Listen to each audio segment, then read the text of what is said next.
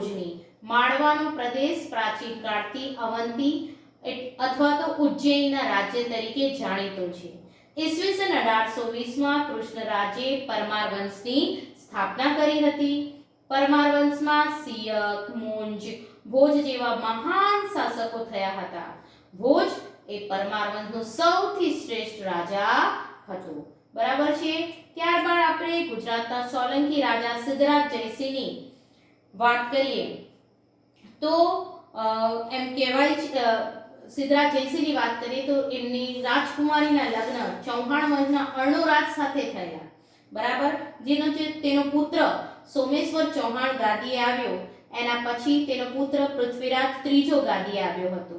આ પૃથ્વીરાજ ત્રીજો ભારતના ઇતિહાસમાં અદ્વિતીય સ્થાન ધરાવે છે. ત્યારબાદ રાજપૂત યુગમાં ગુજરાતના શાસકોનું વિશેષ સ્થાન છે. બાળ મિત્રો, એ આપણે શીખી ગયા ખાસ કરીને કે 8મી સદીમાં ગુર્જર પ્રતિહારોનું રાજ્ય હતું. 8મી સદીમાં મધ્યમાં આશરે ઈસવીસન 756માં સરસ્વતીના કિનારે વનરાજ ચાવડાએ એના મિત્ર અણહિલવાડ સરસ્વતી નદીના કિનારે વનરાજ ચાવડાએ અણહિલવાડ પાટણની સ્થાપના કરી હતી. બરાબર છે. પોતાના બાળ મિત્ર અણહિલ ભરવાડના નામ ઉપરથી વનરાજ ચાવડાએ નવીન નગરનું નામ શું રાખ્યું હતું? અણહિલવાડ પાટણ રાખેલું હતું. બરાબર છે બાળ મિત્રો. ત્યારબાદ આપણે જોઈ ગયા ખાસ કરીને બરાબર કે વનરાજ ચાવડાએ અણહિલવાડ પાટણના નામના નગરની સ્થાપના કરી અને પોતાના મિત્રના નામ પરથી અણહિલવાડ પાટણ નામ પાડ્યું. પછી એની અંદર ચાવડા વંશના શાસકો ગુજરાતમાં સૌરાષ્ટ્ર અને કચ્છમાં રાજ્ય કરતા હતા. ત્યારબાદ સોલંકી વંશમાં સિદ્ધરાજ જયસિંહ, કુમારપાળ, ભીમદેવ બીજો વગેરે શક્તિશાળી શાસકો થઈ ગયા બાળ મિત્રો. એની અંદર જ આપણે જોઈએ તો ભીમદેવ પ્રથમના લગ્ન જૂનાગઢના શાસક રાખેરાની રાજકુમારી ઉદયમતી સાથે થયા હતા. રાણી ઉદયમતીએ પાટણમાં વિશ્વ પ્રસિદ્ધ રાણીની વાવ બરાબર શું બનાવ્યું હતું? વિશ્વ પ્રસિદ્ધ રાણીની વાવ બનાવી હતી અને આ વાવને યુનેસ્કો વર્લ્ડ હેરિટેજ સાઇટનો દરજ્જો મળેલ છે. વિશ્વ વારસાનો બરાબર છે બાળ મિત્રો. સાનો યુનેસ્કો વર્લ્ડ હેરિટેજ સાઇટનો દરજ્જો મળેલ છે. એની અંદર જ આપણે જોઈએ તો સોલંકી રાજા સિદ્ધરાજ જયસિંહની માતા મીનળ દેવીએ આદર્શ રાજમાતા કહેવાતા હતા. તેમણે સોમનાથનો યાત્રાવેરો બંધ કરાવ્યો. તેમના કહેવાથી સિદ્ધરાજ જયસિંહે ધોળકામાં મલાવ તળાવ અને વિરમગામમાં મુનસર તળાવ બંધાવ્યા હતા. સિદ્ધરાજ જયસિંહની જ વાત કરીએ તો સિદ્ધરાજ જયસિંહે કલિકાલ સ્વપ્ન અને હેમચંદ્રાચાર્ય બરાબર હેમચંદ્રાચાર્ય પાસે સિદ્ધહેમ શબ્દાનુશાસન નામના વ્યાકરણના સમૃદ્ધ ગ્રંથની રચના કરાવી હતી. બરાબર બાળ મિત્રો, આ બધું આપણે એની અંદર જોઈ ગયા. ત્યારબાદ આપણે જોઈએ કે સોલંકી શાસકોની સત્તા નબળી પડતા ધીરે ધીરે ગુજરાતની ગાદી ઉપર વાઘેલા વંશનું શાસન આવ્યું. વાઘેલાઓ સોલંકીઓના વફાદાર સરદાર હતા. તેઓની સેવાના બદલામાં સોલંકીએ વાઘ્રપલ્લી એટલે વાગલ ગામ અર્ણોરાજને આપ્યું હતું, જે ગામના નામ ઉપરથી તેમના વંશજો વાઘેલા કહેવાયા. 8મી સદીની વાત કરીએ તો 8મી સદીના મધ્ય ભાગમાં બંગાળમાં પાલ વંશનું શાસન હતું. આ વંશના સ્થાપક અને તેના વંશજોના નામોમાં પાલ શબ્દ પાછળના ભાગમાં આવતો હોવાથી આ વંશને બંગાળનો પાલવંશ કહેવામાં આવે છે. એ પણ આપણે જોઈ રહ્યા હતા બાળ મિત્રો. બરાબર છે. અને કર્ણદેવ વાઘેલા પાસેથી ગુજરાત જીતી લીધા પછી દિલ્હીના સુલતાન સુબાની નિમણૂક કરતા તે દ્વારા રાજ્યનો વહીવટ થતો હતો. ઈસવીસન 1407માં ઝફરખાન મુઝફ્ફર શાહ નામ ધારણ કરીને સુલતાન બન્યો. આ વંશમાં 14 સુલતાનો થઈ ગયા, જેમાં અહમદ શાહ, મોહમ્મદ બેગડો, બહાદુર શાહ જેવા સુલતાનોનો સમાવેશ થાય છે. 17મી સદીમાં ગુજરાતમાં મુગલ શાસનની શરૂઆત થતા સલ્તનત કાળ પૂરો થયો હતો. ત્યારબાદ આપણે જોઈ ગયા હતા દક્ષિણ ભારતના રાજ્યો. બાળ મિત્રો, નર્મદા નદીની દક્ષિણમાં આવેલા રાજ્યોને દક્ષિણના રાજ્યો કહેવામાં આવે છે. 8મી સદીમાં ઉત્તર ભારતની જેમ દક્ષિણ ભારતમાં પણ અનેક નાના મોટા રાજવંશો સ્વતંત્ર થયા હતા. તેમાંથી ચાલુક્ય, રાષ્ટ્રકૂટો, પલ્લવ, ચોલ, પાંડ્ય, ચેર જેવા રાજવંશો વિશે આપણે જોઈ ગયા હતા બાળમિત્રો. આગળ જોઈએ રાજપૂત યુગની શાસન વ્યવસ્થા. આ પાઠમાં આપણે જોઈ ગયા હતા. તો રાજપૂત યુગમાં રાજાનું પદ કેવું હતું બાળમિત્રો? વંશ પરંપરાગત હતું. કેવું હતું? વંશ પરંપરાગત. રાજાનો જ્યેષ્ઠ પુત્ર રાજ્યાધિકાર બને તેવું ન હતું. રાજા પોતાના પુત્રોમાંથી ઉત્તરાધિકારી તરીકે કોઈ એક પુત્રને યુવરાજ બનાવતા. આ યુવરાજ પાછળથી રાજા બનતો. લોકો અથવા રાજ દરબારીઓ ચૂંટણી કરીને પણ અથવા પસંદગી કરીને પણ રાજાઓની પસંદગી કરી હોવાના આપણને ઉદાહરણ જોવા મળે છે. જેમ કે કાશ્મીરના યશસ્કર ની બ્રાહ્મણોની સભાએ પસંદગી કરી હતી. અને બરાબર આ સમયે મંત્રીઓના બે પ્રકાર હતા, અમાત્ય અને સચિવો. બરાબર એ પણ આપણે જોઈ ગયા. પછી રાજપૂત યુગમાં ગ્રામીણ સંસ્થાઓનું પણ વિશેષ મહત્વ હતું. આ સંસ્થાઓનો એવો વિકાસ થયો કે મુગલ કાળમાં પણ ગ્રામ પંચાયતનું મહત્વ રહ્યું. ઉત્તરની જેમ દક્ષિણ ભારતમાં પણ ગ્રામ પંચાયતોને આધીન હતું. તેનો વડો જે હતો ને મુખી કે શું ગણાતો? સરપંચ ગણાતો. કેટલીક બાબતોમાં ગ્રામ સભા ન્યાય આપતી, પરંતુ રાજ્ય શાસનમાં તો ન્યાયતંત્રનો સર્વોચ્ચ વડો તો કોણ ગણાતું? રાજા જ ગણાતું હતું. બરાબર છે. ત્યારબાદ આપણે એ પાઠની અંદર વેપાર વાણિજ્ય વિશે પણ જોઈ ગયા હતા બાળકો કે રાજપૂત યુગનું વેપાર વાણિજ્ય. તો રાજપૂત યુગમાં વાણિજ્ય વ્યવસ્થા ઉપર દેખરેખ રાખવા માટે અલગ અલગ વિભાગો હતા. આ વિભાગ વિદેશ ખાતેના વેપાર ઉપરની જકાત વસૂલ કરવાની, વસ્તુઓનું મૂલ્ય ઠારવવાની અને રાજ્યમાં ઉપયોગી થતી વસ્તુઓ મંગાવવાની વગેરે વ્યવસ્થા કરતો. બરાબર છે. મુખ્ય કર જમીનની ઉપરનો છઠ્ઠો ભાગ હતો. રાજપૂત યુગમાં જમીન પરનો કર ભાગ નામે ઓળખાતો. બરાબર રાજપૂત યુગમાં જમીન પરનો જે કર એને ભાગ નામે ઓળખાતો. આજે પણ જમીન ઉપર કર લેવાય છે. બરાબર છે બાળમિત્રો. બંદરો અને નાકાઓ ઉપર થતી સિંચાઈ ઉપર કર ઉઘરાવવામાં આવતા. બરાબર એ સમયે દરિયાપારના વેપાર માટે ગુજરાતના સ્તંભ તીર એટલે કે ખંભાત અને બુરગઢ કચ્છ એટલે કે ભરૂચ બંદરો જાણીતા હતા. અને ત્યારબાદ આપણે પાઠના અંતમાં જોયું હતું ભારત પર વિદેશી આક્રમણો. બાળમિત્રો એમાં આપણે 8મી થી 12મી સદી દરમિયાન ભારતમાં મુસ્લિમ આક્રમણો થયા અને 8મી સદીમાં આરબ રાજ્ય સત્તાનો વિસ્તાર કરવાના હેતુથી મોહમ્મદ ઇબ્ન કાસિમે ભારતના ઉત્તર પશ્ચિમ ભાગ પર આક્રમણ કર્યું. વાયવ્ય ખૂણામાંથી સુબક્તગીનના લશ્કરે પણ આક્રમણ કર્યું. બરાબર આ આક્રમણો તે સમયે ભારતના રાજ્ય સત્તાના સ્થાપી શક્યા.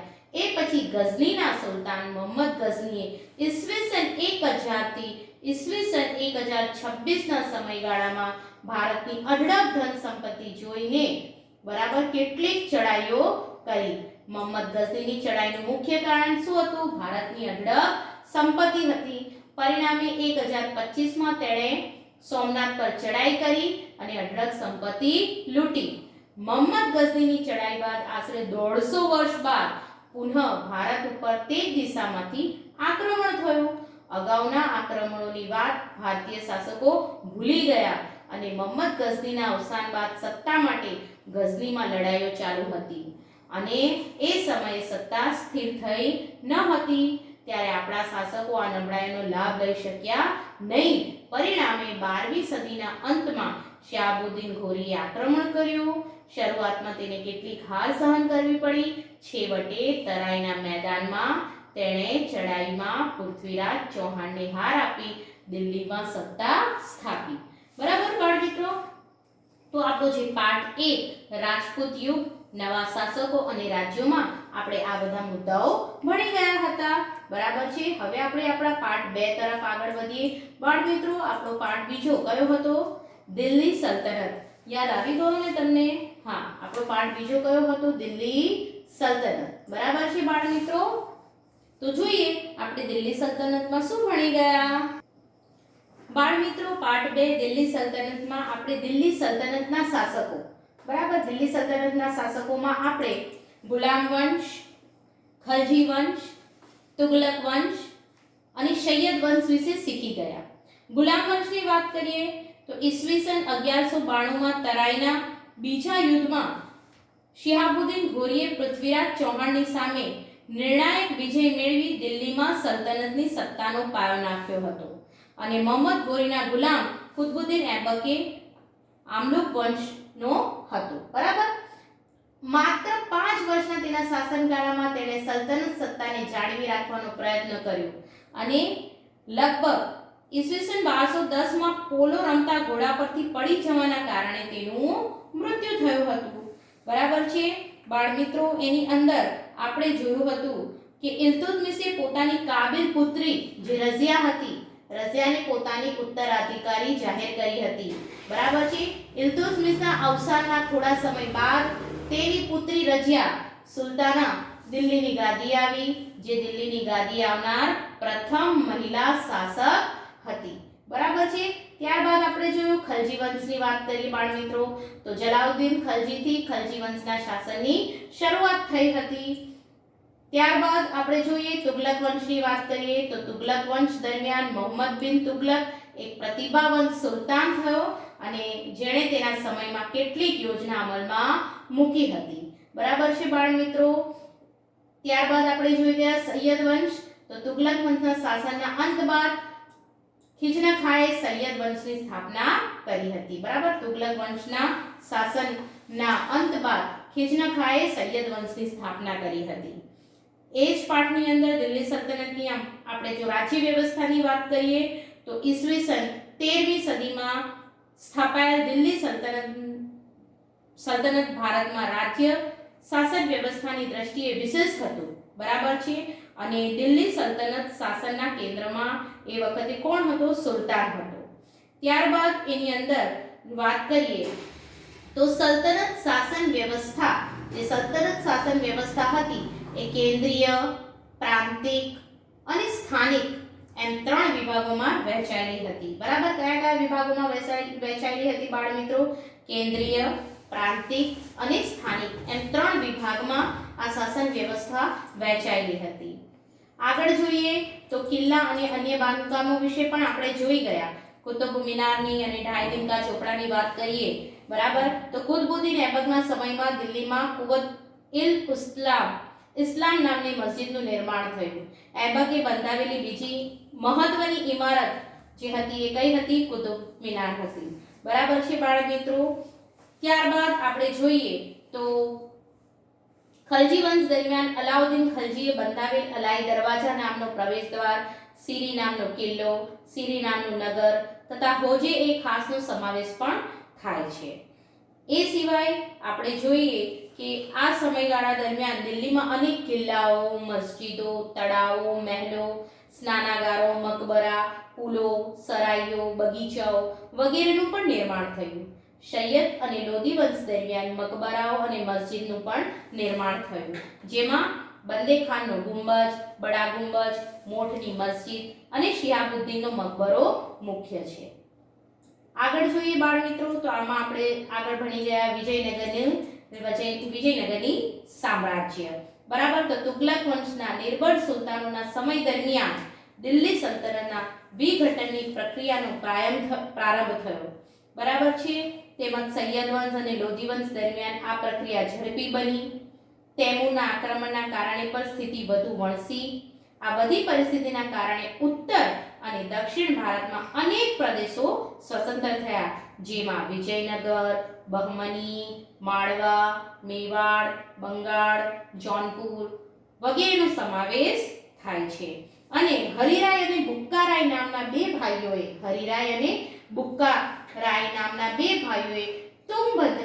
તુંગભદ્ર નદીના કિનારે પોતાના રાજ્યની રાજધાની બનાવી વિજયનગર સામ્રાજ્યનો પાયો નાખ્યો.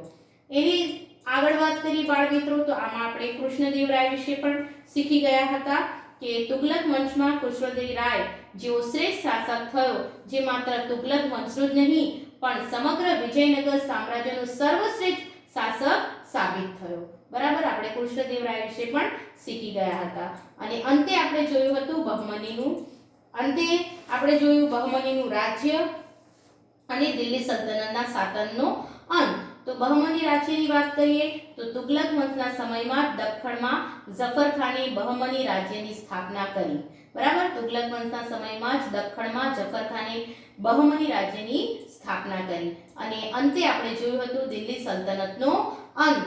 તો આપણે જોયું હતું દિલ્હી સલ્તનત શાસનની સ્થાપના બરાબર ઈસવીસન 1206 માં કુતબુદ્દીન ऐबक દ્વારા થઈ અને 320 વર્ષ પછી ઈસવીસન 1526 માં ઇબ્રાહિમ લોદીના શાસનના અંત સાથે તેનો અસ્ત થયો. બરાબર. અને દિલ્હીના આ મુસ્લિમ મહારાજે અનેક તડકી છાઈ જોઈ અને ઉદય તેનો અસ્ત એ ન્યાય તેનું પતન થયું. બરાબર. તો આ રીતે આપણે જોયું કે ઉદય તેનો અસ્ત એ ન્યાય તેનું પતન થયું. તો આ રીતે આપણે પાઠ 2 માં દિલ્હી સલ્તનતમાં આ બધા મુદ્દાઓ જોઈ ગયા હતા બાળ મિત્રો. પાઠ 3 પર આપણે આવીએ છીએ. તો પાઠ 3 આપણો હતો મુઘલ સામ્રાજ્ય. કયો પાઠ હતો આપણો બાળ મિત્ર? મુઘલ સામ્રાજ્ય. એની અંદર આપણે જોઈ ગયા મુઘલ શાસકો. કયા કયા મુઘલ શાસકો જોઈ ગયા બાળ મિત્રો? હા બરાબર છે, બાબર. બરાબર. ત્યાર પછી આપણે જોઈ ગયા હુમાયુ વિશે પણ માહિતી મેળવી. બરાબર છે. હા, હુમાયુ ઈસવીસન 1530 માં દિલ્હીની ગાદી પર બેઠા અને હુમાયુનો અર્થ શું થાય છે? નસીબદાર થાય છે. ત્યારબાદ શેરશાહ સૂરીની વાત કરીએ તો શેરશાહ અફઘાન વંશનો મુસ્લિમ હતો. બરાબર. અને તેનું મૂળ નામ શું હતું? ફરીદ ખાં હતું. ત્યારબાદ આપણે જોઈ ગયા અકબર. અકબર રાજા જે હતા એ આપણે બધા જાણીએ છીએ કે અકબર રાજા તરીકે ભારતના ઇતિહાસમાં ગણનાપાત્ર સ્થાન ધરાવે છે. બરાબર. અને તેમનો જન્મ ઈસવીસન 1542 માં અમરકોટના હિન્દુ રાજપૂત રાજાના ઘરે થયો હતો. ત્યારબાદ અકબરે જે પંજાબથી બંગાળ અને દિલ્હીથી ગુજરાત સુધીના મોટા ભાગ પર રાજ્ય સ્થાપિત કર્યું. બરાબર છે. અકબર અને મેવાડના રાણા પ્રતાપ વચ્ચે બહુ જ જાણીતું હલ્દી ઘાટીનું યુદ્ધ થયું હતું બાળ મિત્રો. આ પણ તમે બરાબર ધ્યાન રાખજો. બરાબર છે. અકબરે કાબુલ, કાશ્મીર, બલુચિસ્તાનથી દક્ષિણમાં અહમદનગર સુધી પોતાની વિજય યાત્રા કરી વિશાળ સામ્રાજ્યનું સર્જન કર્યું હતું. અકબરે ફતેહપુર સિકરીને પોતાની રાજધાની બનાવી અનેક ભવનોનું નિર્માણ કરાવ્યું હતું. બરાબર. અકબરે હિન્દુઓ પ્રત્યે છે ને ઉદારનીતિ અપનાવી રાજપૂતો અને સામાજિક સંબંધોની શરૂઆત કરી. હિન્દુઓ પ્રત્યે ઉદારનીતિ અપનાવી રાજપૂતો સાથે સામાજિક સંબંધોની શરૂઆત કરી હતી. અકબરજી હતા ને બિન સાંપ્રદાયિક રાજા હતા બાળ મિત્રો. બરાબર. અકબરે બધા ધર્મોના ઉત્તમ તત્વોને એકઠા કરીને દીને ઇલાહી નામના સંપ્રદાયની સ્થાપના કરી હતી. તેણે રામાયણ, મહાભારત, અર્થવેદ, પંચતંત્ર અને બાઇબલ તેમજ કુરાન જેવા મહાન ગ્રંથોનો અનુવાદ ફારસીમાં કરાવ્યો હતો. તેમજ એક બહુ મોટા સમાજ સુધારક પણ હતા બાળ મિત્રો. તેમણે બાળ લગ્ન, સતી પ્રથાનો વિરોધ કરાવ્યો, યાત્રાવેરો નાબૂદ કરાવ્યો તથા બળજબરી પૂર્વક ધર્માંતરણ પર પણ પ્રતિબંધ મૂક્યો હતો. બરાબર. ઈસવીસન 1605 માં તેમનું અવસાન થયું ત્યારે મોટા ભાગનું ભારત મુઘલ સામ્રાજ્યમાં સમાવિષ્ટ હતું. ત્યારબાદ આપણે જહાંગીર વિશે જોઈ ગયા બાળ મિત્રો. બરાબર છે કે અકબરે સ્થાપેલા મહાન સામ્રાજ્યને સાચવવાનો વારસો કોને મળ્યો હતો? જહાંગીરને મળ્યો હતો. ત્યારબાદ શાહજહાંની વાત કરીએ તો શાહજહાંનું ગુલામનું નામ ખુરમ હતું. તેણે દક્ષિણ ભારતનો વિજય કર્યો અને તેના પિતા જેટલો શક્તિશાળી અને કલા સ્થાપત્યનો એ પોતે ચાહક હતો. બરાબર. તેની પત્ની મુમતાજ મહેલના અવસાન પછી તેની યાદમાં એણે શું બનાવ્યું હતું? યાદમાં વિશ્વ પ્રસિદ્ધ તાજમહલનું નિર્માણ કર્યું હતું. બરાબર. તાજમહેલ દુનિયાની અજાયબી ગણાય છે. એની ત્યારબાદ આપણે ઔરંગઝેબ વિશે વાત કરી હતી. તો શાહજહાંની નાદુરસ્ત તબિયતનો લાભ લઈ તેના પુત્રો વચ્ચે સામ્રાજ્ય પર આધિપત્ય જમાવવા શું થયું? ભયંકર આંતરવિગ્રહ થયો અને શાહજહાંના મોટા પુત્ર દારાશિકો અને ઔરંગઝેબ વચ્ચે મુખ્ય સંઘર્ષ થયો અને ઔરંગઝેબે શું કર્યું? પોતાના ત્રણેય ભાઈઓને એક પછી એક હરાવી તેની હત્યા કરીને અને જેલમાં ધકેલી દઈને ગાદી પચાવી લીધી હતી. બરાબર છે બાળ મિત્રો. રાણા સંગ્રામસિંહ વિશે વાત કરીએ તો બાબરના સમકાલીન મેવાડના રાણા સંગ્રામસિંહ રાણા સાંગા તરીકે પણ પ્રખ્યાત છે. તેઓ વીર અને સાહસિક હતા. અનેક યુદ્ધોમાં વિજય બન્યા હતા. બરાબર. જો કે બાબર સામેના ખાનવારમાં યુદ્ધમાં તેમની હાર થઈ અને તેમનું શું થયું? તેમનું સામ્રાજ્ય નહિવત થઈ ગયું. ત્યારબાદ આપણે મહારાણા પ્રતાપની વાત કરીએ બાળ મિત્રો, આ ટૂંક નોંધ તરીકે પણ તમને મેં લખાવ્યું છે અને મોટા પ્રશ્નમાં પણ પૂછાઈ શકે છે. મુગલ સામ્રાજ્યમાં અકબરની સામે મેદાને પડનાર મહારાણા પ્રતાપ મેવાડના પ્રતાપી રાજવી હતા, બરાબર. અને અકબરે મેવાડ પર આક્રમણ કરતા બંને વચ્ચે હલ્દી ઘાટીનું યુદ્ધ થયું, બરાબર છે. આ પણ આપણે એની અંદર આ પાઠમાં શીખી ગયા. ત્યારબાદ વીર દુર્ગાદાસની વાત કરીએ. વીર દુર્ગાદાસ રાઠોડ, તો દુર્ગાદાસ રાઠોડ મારવાડા જસવંતસિંહના, બરાબર, મંત્રી અશકરણ રાઠોડના પુત્ર હતા. ત્યારબાદ આપણે જોયું હતું છત્રપતિ શિવાજી. બાળ મિત્રો, ભારતના મહાનતમ રાજાઓમાં સ્થાન પામનાર છત્રપતિ શિવાજી મરાઠા સામ્રાજ્યના સ્થાપક હતા. ઈસવીસન 1627 માં તેમનો જન્મ શિવનેરી, મહારાષ્ટ્રમાં થયો હતો. માતા જીજાબાઈ અને પિતા શાહજીના સંતાન શિવાજીના જીવન પર તેના સમર્થ ગુરુ રામદાસ અને દાદા કોળદેવનો વ્યાપક પ્રભાવ હતો. તેમણે નાની જાગીરમાંથી મહાન મરાઠા રાજ્યનો વિસ્તાર કરવા 40 થી પણ વધારે કિલ્લા જીત્યા હતા, બરાબર છે બાળ મિત્રો.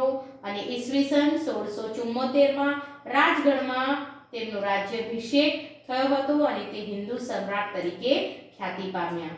ત્યારબાદ આપણે મુઘલ સામ્રાજ્યની રાજ્ય વ્યવસ્થા વિશે જોઈ ગયા હતા બાળ મિત્રો, કે એ વખતની મુઘલ સામ્રાજ્યની રાજ્ય વ્યવસ્થા કેવી હતી. તો મુઘલ વહીવટતંત્રની વ્યવસ્થિત સ્થાપના અકબર દ્વારા થઈ હતી. શાસનના કેન્દ્રમાં બાદશાહ રહેતો અને તેમને સલાહ આપવા એક મંત્રી પરિષદ હતું. બાદશાહ સર્વોચ્ચ સેનાપતિ અને ન્યાયાધીશ હતા. બાદશાહ અને વહીવટતંત્ર વચ્ચે તાલમેલ રાખવા વજીરની નિમણૂક કરવામાં આવતી હતી અને દીવાની એ વજીરે કુલ કહેવાતો અને નાણાં અને મહેસૂલી વ્યવસ્થાનો વડો હતો, બરાબર છે. એ સિવાય આગળ આપણે જોઈ ગયા હતા મહેસૂલી વ્યવસ્થા, બરાબર છે બાળ મિત્રો, મુઘલ સામ્રાજ્યની રાજ્ય વ્યવસ્થા. ત્યારબાદ આપણે જોઈ ગયા મહેસૂલી વ્યવસ્થા. આ પણ તમને ટૂંક નોંધ તરીકે બાળ મિત્રો મેં નોંધ કરાવી હતી કે અકબરે ભારતમાં એક નવી જ મહેસૂલી વ્યવસ્થાનો આરંભ કર્યો હતો, જેને મનસબદારી, બરાબર ધ્યાન આપજો, મનસબદારી વ્યવસ્થા તરીકે ઓળખવામાં આવતી. મહેસૂલનો દર વાર્ષિક ઉપજના 1/3 ભાગ જેટલો હતો, બરાબર છે. અને અકબરની મહેસૂલી વ્યવસ્થાનો સ્થાપક કોણ હતો? ટોડરમલ હતો. કોણ હતો બાળ મિત્રો? ટોડરમલ. ત્યારબાદ મુઘલકાલીન સંસ્કૃતિની વાત કરીએ તો મુઘલ યુગમાં ભારતીય સંસ્કૃતિનો બહુમુખી વિકાસ થયો. મુઘલોએ અનેક કિલ્લા, મહેલો, દરવાજા, મસ્જિદો, બરાબર, બગીચાઓની સ્થાપના કરી હતી. ચિત્રકલાની વાત કરીએ મુઘલ સામ્રાજ્ય વખતની ચિત્રકલાની, મુઘલ યુગ, તો મુઘલ ચિત્રકલા વિશ્વ વિખ્યાત હતી. જહાંગીરના સમયમાં તેનો ખૂબ વિકાસ થયો. મુઘલ શાસકો ઉત્તમ ચિત્રકારોને દિલ્હીમાં આમંત્રિત કરતા હતા, બરાબર. અકબરના સમયમાં જશવંત અને બસાવન નામના મહાન ચિત્રકારો થઈ ગયા બાળ મિત્રો, બરાબર. અને જહાંગીરે એક ચિત્રશાળાની પણ સ્થાપના કરી હતી. સાહિત્યની વાત કરીએ તો મુઘલ રાજાઓ સાહિત્યના ખૂબ જ પોષક હતા. તેઓ સારા લેખકો હતા. એ સમયે ફારસી, અરબી, હિન્દી અને અન્ય ભારતીય ભાષાઓમાં વ્યાપક સાહિત્યની રચના થઈ હતી. અબુલ ફઝલે અકબરનામા નામના ગ્રંથમાં અકબરની જીવન કથા આલેખી છે, બરાબર છે. મહાભારતનો અનુવાદ કર્યો. ભારતીય ભાષાઓમાં શ્રી કૃષ્ણના જીવન પર આધારિત ઘણું સાહિત્ય રચાયું હતું. મરાઠીમાં એકનાથ, જ્ઞાનેશ્વર અને સ્વામી રામદાસે ભક્તિ સાહિત્યની રચના કરી હતી. ત્યારબાદ સંગીતની વાત કરીએ તો અકબર સંગીતનો જ્ઞાતા હતો. તેના નવરત્નોમાં તાનસેન મહાન શાસ્ત્રીય ગાયક હતા. અને અંતે આપણે સમાપનની વાત કરીએ તો ઈસવીસન 1526 માં સ્થાપેલ મુઘલ સામ્રાજ્ય ઈસવીસન 1707 માં ઔરંગઝેબના મૃત્યુ બાદ પતન તરફ ધકેલાયું, બરાબર છે બાળ મિત્રો. અને કોઈ શક્તિશાળી શાસનના અભાવે ભારત નાના નાના રાજ્યોમાં વહેંચાઈ ગયું, જેમાં મુઘલ વંશના નિર્બળ શાસકો, હૈદરાબાદના નિઝામ, બંગાળ બિહારના નવાબ, રાજસ્થાનના રાજપૂત રાજ્યો, મરાઠા, પંજાબનું શીખ રાજ્ય વગેરેનો સમાવેશ થાય છે. આવા સંજોગોમાં યુરોપમાંથી વેપાર કરવા આવેલી કંપનીઓએ ભારતમાં શાસન સ્થાપવાના સપનાઓ સેવા લાગી. તો આ બધા મુદ્દાઓ આપણે આપણા આ જે પાઠ 3 છે મુઘલ સામ્રાજ્યમાં જોઈ ગયા હતા. બાળ મિત્રો, આજે આપણે આપણા આ ઇતિહાસના પાઠ પહેલો, બીજો અને ત્રીજોનું પુનરાવર્તન જોયું. હવે પછીના પાઠનું પુનરાવર્તન એના પછીની નેક્સ્ટ વિડીયોમાં જોશું. આવજો બાળકો.